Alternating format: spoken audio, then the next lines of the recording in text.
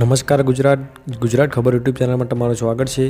રોજ નવા સમાચાર જાણવા માટે ગુજરાત ખબર યુટ્યુબ ચેનલને સબસ્ક્રાઇબ કરો અને વિડીયોને અંત સુધી જુઓ। આજના સૌથી મુખ્ય સમાચાર। હોળી પહેલાં આવી મોટી આગાહી। હોળી પહેલાં બે મોટી ભેટ। પીએમ મોદીની ગેરંટી મફત વીજળી। 2 લાખ સુધીના દેવા માફ। હોળી પર 2 ગેસ સિલિન્ડર મફત। સિમ કાર્ડને લઈને મહત્વનો નિર્ણય।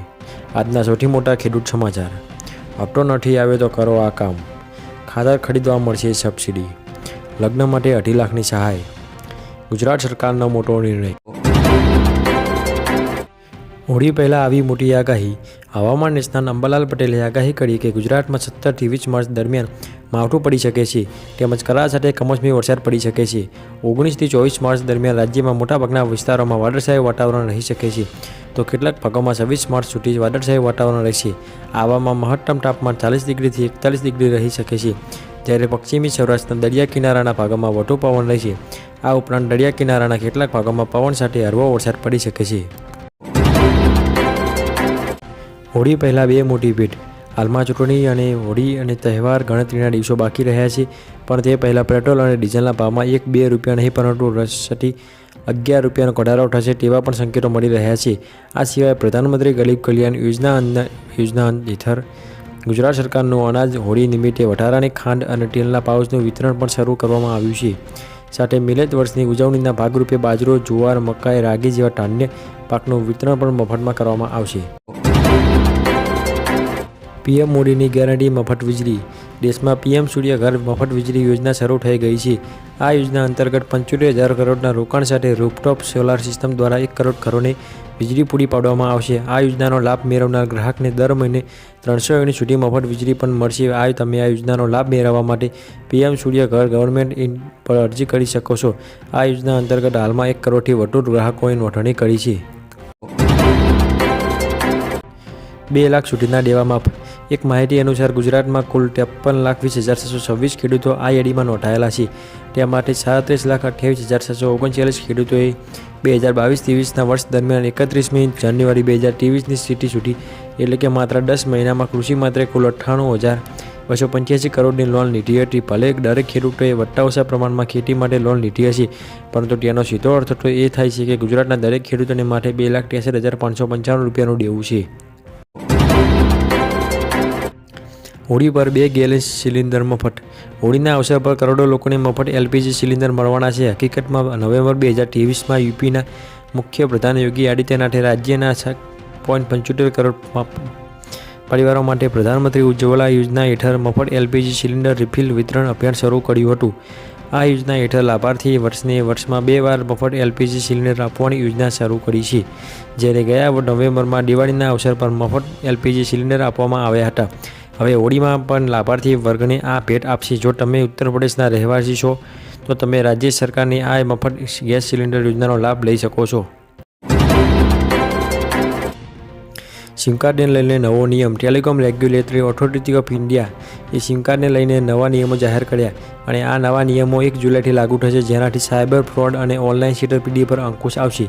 Telecom regulatory authority of India મુજબ જો ખોવાઈ જવાના અથવા તૂટવાના કિસ્સામાં તમે સિમ સ્વેપ કરાવો છો તો તમારો નંબર ફ્રોડ થશે, નહીં તો આ સમય મર્યાદા 7 દિવસની રહેશે। ઘણીવાર છેતરપિંડી કરનારો સિમ સ્વેપિંગ કરીને લોકોને લૂંટે છે, કેમ કે સિમ સ્વેપિંગ કોઈ જાણતું નથી।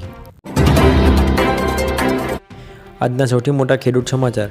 આજે રાજકોટ માર્કેટ યાર્ડમાં ટુકડા ઘઉંની 11,500 ક્વિન્ટલ આવક થઈ હતી। ટુકડા ઘઉંનો 1 મણનો ભાવ ખેડૂતોને 495 રૂપિયાથી 644 રૂપિયાનો મળ્યો હતો। યાર્ડમાં ટૂંકા ઘઉંના ખેડૂતોને સારા ભાવ મળ્યા હતા।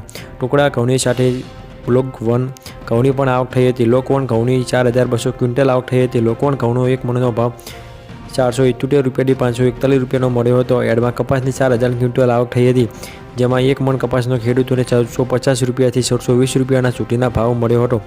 ખેડૂતોને કપાસના સારા ભાવ મળતા ખેડૂતોના ચહેરા પર ખુશી જોવા મળી હતી। હપ્તો નથી આવે તો કરો આ કામ। 28 ફેબ્રુઆરી 2024ના દિવસમાં લગભગ 12 કરોડ ખેડૂતોના બેંક ખાતામાં 2,000 રૂપિયાનો 16મો હપ્તો જમા કરવામાં આવ્યો છે। તેમજ જે ખેડૂતોના 2,000નો 15મો હપ્તો નથી મળ્યો તેવા તમામ ખેડૂતોના બેંક ખાતામાં 15મો અને 16મો હપ્તો એમ એક સાથે એટલે કે ટોટલ 4,000 રૂપિયા જમા કરવામાં આવ્યા છે. જ્યારે જે ખેડૂતોના બેંક ખાતામાં આ બંને હપ્તા જમા નથી થયા તેવા તમામ ખેડૂતો મિત્રો KYC કરાવીને આ બંને હપ્તા મેળવી શકે છે. જેના માટે તમારે pmkisan.gov.in પર સાઇટ પર જમણી બાજુ આવેલ KYC પર ક્લિક કરવું પડશે. ખાતર ખરીદવા મળશે સબસિડી. સરકારે ચૂંટણી પહેલાં ખેડૂતો માટે મોટી જાહેરાત કરી છે. સરકાર ખરીફ વાવણી નિમિત્તે ખેડૂતોને ખાતર પર મોટી સબસિડી આપશે. ગુરુવારે કેબિનેટની બેઠકમાં આ માટે 24,420 કરોડ રૂપિયાના બજેટને પણ મંજૂરી આપવામાં આવી હતી. સરકારનું કહેવું છે કે ખેડૂતો દ્વારા ઉપયોગમાં લેવાતું મુખ્ય ખાતર DAP 1,350 રૂપિયા પ્રતિ મણ ક્વિન્ટલના ભાવે મળતું રહેશે. 1 એપ્રિલથી 30 સપ્ટેમ્બર 2000 સુધી PK ખાતરો પર સબસિડી ઉપલબ્ધ રહેશે. લગ્ન માટે 2.5 લાખ રૂપિયાની સહાય. જો તમારા પણ લગ્ન થઈ ગયા હોય અથવા તો થવાના હોય તો તમારી સરકાર આપશે તમને 2,50,000 રૂપિયાની સહાય. ડૉક્ટર સવિતાબેન આંબેડકર આધાર જ્ઞાતિ સહાય યોજના અંતર્ગત ₹2,50,000 રૂપિયાની સહાય આપવામાં આવશે. આ યોજનામાં ફોર્મ ભરવા માટે 2 પાત્રમાંથી 1 પાત્ર SC કેટેગરીનું હોવું જોઈએ. જો તમે આ યોજનામાં અરજી કરી શકશો.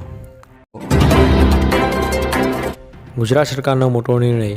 સરકારે લોકસભાની ચૂંટણી પહેલાં પ્રજાના હિતમાં નિર્ણય કર્યો છે. સરકારે જાન્યુઆરીથી માર્ચ 2024ના ફ્યુલ સરચાર્જમાં 50 પૈસા ઘટાડ્યા છે. આથી ફ્યુલ સરચાર્જમાં 3.75 પ્રતિ યુનિટથી ઘટાડીને 2.85 પ્રતિ યુનિટ વસૂલ કરવામાં આવશે. ઉર્જા મંત્રી કનુ દેસાઈએ કહ્યું કે 50 પૈસાના ઘટાડાનો સીધો ફાયદો રાજ્યની 4 વીજ વિતરણ કંપનીઓના અંદાજે 1.70 લાખ કરોડ ગ્રાહકોને થશે, જેમાં ત્રિમાસિક ગાળામાં 3.40 કરોડનો લાભ થશે. જો આજનો વિડીયો પસંદ આવે તો વિડીયોને લાઇક કરો અને ચેનલને સબસ્ક્રાઇબ કરો અને વિડીયોને વધુ શેર કરો.